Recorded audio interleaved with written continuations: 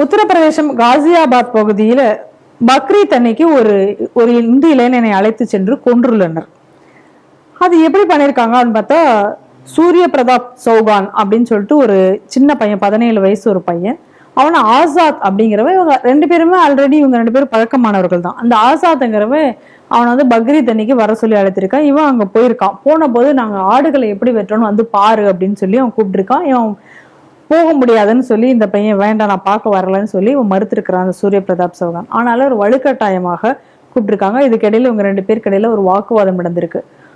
அந்த வாக்குவாதத்தினுடைய முடிவில் இந்த ஆசாத் வந்து அவரை பல முறை அவன் வயிற்றிலேயே குத்தி அடிச்சு, கத்தியால குத்தி அவரை வந்து கொலை செய்திருக்கிறார்கள் அந்த இடத்திலேயே. இதற்கு ஹிந்து அமைப்புகள்லாம் பெரிய அளவுல கண்டனம்லாம் தெரிவிச்சு இவங்க எங்க காணாம போய் தலைமறைவாகன நிலையில போலீஸ்காரர்களை வந்து இவரை கண்டுபிடித்து கொடுத்தால் இவ்வளவு பணம் தருவோம் அப்படிங்கிற மாதிரி கேஷ் ப்ரைஸ் எல்லாம் போட்டு அனௌன்ஸ் பண்ணி கடைசியாக இப்ப என்கவுண்டர்ல வந்து சுட்டு வீழ்த்திருக்கிறார்கள். நான் அவங்களை பிடிக்க வரும்பொழுது போலீசாரை நோக்கி அந்த ஆசாத் திரும்ப சுட்டிருக்கான். சுடும் பொழுது போலீசார் திரும்ப அவருக்கு சுட்டிருக்கிறார்கள். சுட்டுதல்ல அவர் வந்து இறந்து போயிருக்கிறார்கள். அவங்க அம்மா சொல்லும் பொழுது இவனை வந்து இதோட முடிச்சா போதாது, அவன் வீடை வந்து நீங்க புல்டோசர் வச்சு இடிக்கணும் அப்படின்னு சொல்லி அந்த அளவுக்கு அவங்க வந்து ஒண்ணுமே தெரியாத என் பையனை கூட்டு போய் இந்த மாதிரி கொண்டுட்டாங்க அப்படின்னு எல்லாம் அவங்க அம்மாவும் அதெல்லாம் பேசியிருக்கதை பார்க்க முடிகிறது.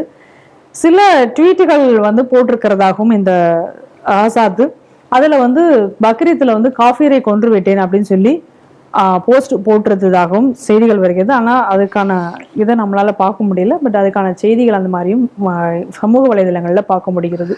இதை நம்ம முதல்ல ஒரு விஷயம் கவனிக்கணும்னா, அந்த மாதிரி ஒரு ஏரியால ஒரு பையனை கூட்டு போய் கொல்றாங்க. கொன்னதுக்கு அப்புறம் அந்த ஏரியால இருக்கிற யாருமே அதை பத்தி வெளியில வாயை திறக்காம இருக்காங்க. ஆமா, அதுவும் வந்து அது நம்ம வலைத்தளங்கள்ல பாக்குறோம். சோ அப்ப இந்த ஒட்டுமொத்த சமுதாயம் இந்த கொலையை ஆதரிக்கிற மாதிரி தானே இருக்கு. ஆமா, அப்போ நீங்க முன்னாடி சொல்ற மாதிரி நான் ஒரு காஃபீரை கொண்டு விட்டேன்னு அவன் போட்டான், அதுக்கப்புறம் இந்த போஸ்டர் காணல அப்படின்னு சொல்றாங்க அப்படின்னு சொல்றீங்க. உண்மையா இருப்பதற்கான வாய்ப்பு இருக்கு. ஏன்னா அந்த சமுதாயத்துல இருந்து யாருமே அதை வாயை திறக்கல. ஏன்னா பிரஸ்காரங்க ஒரு ஆளையா போய் கேட்கறாங்க, யாருமே அதை பத்தி சொல்றது இல்லை அப்படின்னு சொல்லியாச்சுன்னா இந்த சமுதாயம் இந்த மாதிரியான விஷயங்களை ஆதரிக்கிறது அப்படின்னா இது ஒட்டுமொத்த இந்த அந்த பையனுக்கு மேல குத்தம் சொல்றதுக்கு அவன் ஒரு 18 வயசு பையன். அப்ப இந்த 18 வயசு பையனுக்கு இந்த மனோநிலை ஏன் ஏற்படுறதுன்னா அவனை சுத்தி இருக்கிற சமுதாயம் அப்படித்தான் இருக்கு. அவனை சுத்தி இருக்கிற சமுதாயம் இது தப்புன்னு தெரிஞ்சதுன்னா அவனே அடிச்சு கொண்டு ஸ்டேஷன்ல கொண்டு விட்டுருப்பான். அவன் யாருமே அதை பத்தி நான் வாயை திறக்க மாட்டோம் அப்படின்னு சொல்லிட்டு போறாங்க அப்படின்னு சொன்னா இது அவங்க ஆதரிக்கிறாங்கன்னு அர்த்தம். அதனாலதான் நான் எப்பவுமே தெளிவாக ஒரு விஷயம் சொல்லுவேன். நான் என்னைக்குமே சொல்லுவேன், இந்த முஸ்லீம்ல கெட்டவன் கிடையாது. இந்த மாதிரியான மத போதனைகளால் தான் அவன் கெட்டவன் ஆகிறான். மனுஷன்ல வந்து நல்லவன் கெட்டவன் கிடையாது. அதான் அந்த காலத்துல ஒரு சினிமா பாட்டு உண்டு, எந்த பிள்ளையும் நல்ல பிள்ளைதான் மண்ணில் பிறக்கையிலே நல்லவராவதும் தீவிரவதாகவும் அன்னை வளர்க்கையிலே நம்ம அந்த பாட்டு இங்க வந்து மதரசா வளர்க்கையிலேன்னு நம்ம வந்து பார்க்க வேண்டியிருக்கு. அதனாலதான் நம்மளுக்கு முன்னாடி வந்து ரிஸ்வின்னு ஒருத்தர் இருந்தார், இந்த ஷியா போர்டோட பொறுப்பாளராக இருந்தார். அவர் தெளிவா சொன்னார், இந்த குரான் இந்த ஹதீஸ்ல இது இருக்கக்கூடிய இந்த மாதிரியான அடிப்படையான விஷயங்களை எல்லாம் தயவு செய்து நீக்குங்கள். இந்த மாதிரியான கருத்தினால்தான் இவனுங்கள்லாம் பயங்கரவாதியா உருவாகிறான் அந்த காலத்துல அவரு சொல்லியிருந்தார். இப்ப அவர் சொல்லி இருக்கக்கூடிய விஷயத்த அது சரி நல்ல விஷயம் அப்படின்னு நம்ம அதை வரவேற்று நம்ம ஏற்கனவே நம்ம ஸ்ரீ டிவியில இதை பத்தி சொல்லி இருக்கிறோம். முக்தார் அப்பாஸ் நக்வி இப்படி சொல்லியிருக்காரு. இதுக்கு முன்னாடி அவர் மந்தையா இருக்கும்போதே இந்த விஷயத்தை அவர் வந்து பதிவு செய்தார். அப்ப அதெல்லாம் பார்க்கும்போது இன்னைக்கு இந்த பையன் இதை பண்ணியிருக்காங்கக்கூடியது இந்த பையன் மேல ஒரு தனிப்பட்ட ஒரு குற்றம் என்பதை நம்ம சுமத்துவதை விட இந்த மாதிரியான மனநிலையை உருவாக்கக்கூடிய மத கல்வி,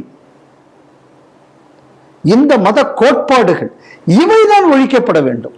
ஏன்னா இதனாலதான் இவன் உருவாரான். அதனால எதிரி அது. அதுக்கப்புறம் போலீஸ்காரன் போலீஸ்காரன் எடுத்து சொல்றான் அப்படின்னா ஒரு 18 வயசு பையனுக்கு ஆர்ம்ஸ் ஹேண்டில் பண்றது மட்டும் இல்லாம அவைலபிலிட்டி ஆஃப் ஆர்ம்ஸும் இருக்கு.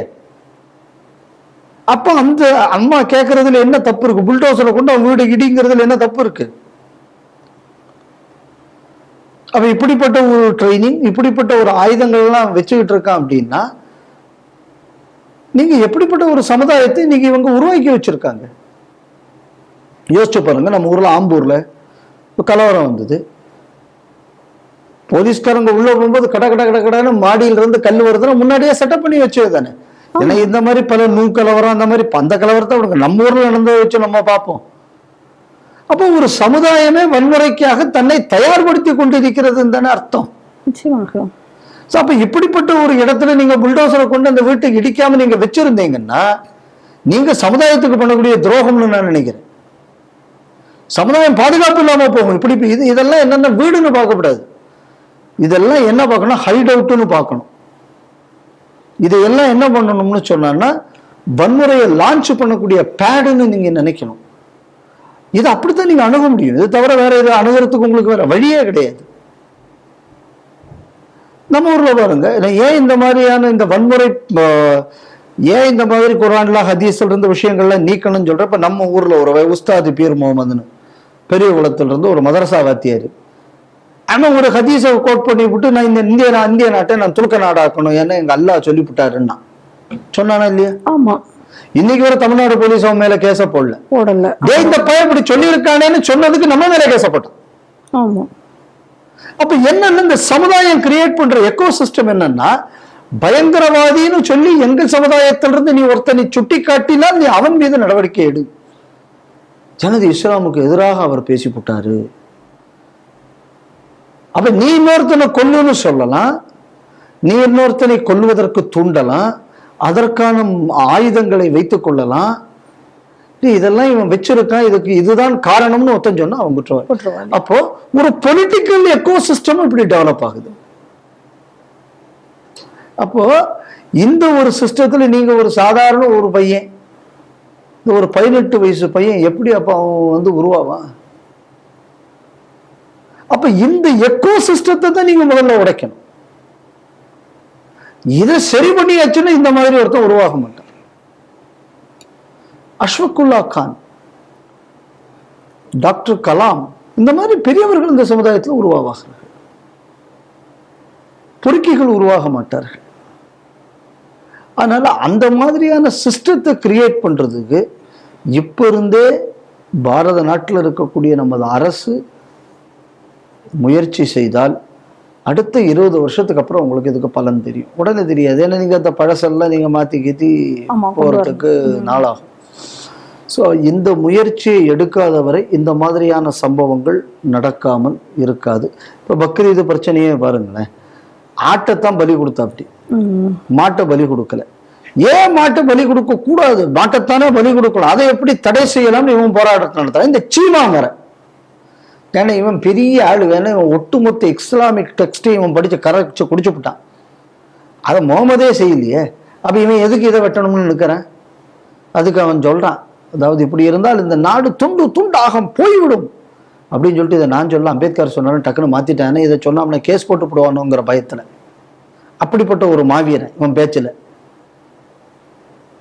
அப்போ இந்த மாதிரியான எண்ண போக்கு ஏற்படுத்துவது என்ன அப்படின்னு சொன்னா இந்த மாதிரியான சூழல் தான். இந்த சூழலைத்தான் முறியடிப்பதற்கு அரசு ஏதாவது ஒரு விஷயத்தை செய்யணும். இந்த மாதிரி உள்ளதுக்கு என்கவுண்டரை தவிர வேற வழி இல்லை. இல்லைன்னா இது இன்னொரு ஆசாம் கானா போவாங்க வருங்காலத்தில். அந்த அம்மா கோரிக்கை வச்ச மாதிரி அந்த வீட்டையும் நீங்கள் உடைச்சிட்டேன்னா இந்த மாதிரியான ஆட்கள் உருவாகாமல் சமுதாயத்தை பாதுகாக்க முடியும். புல்டோசர் நாயகனான யோகி அவர்கள் அதை செய்வார்கள் என்று நான் நம்புகிறேன்.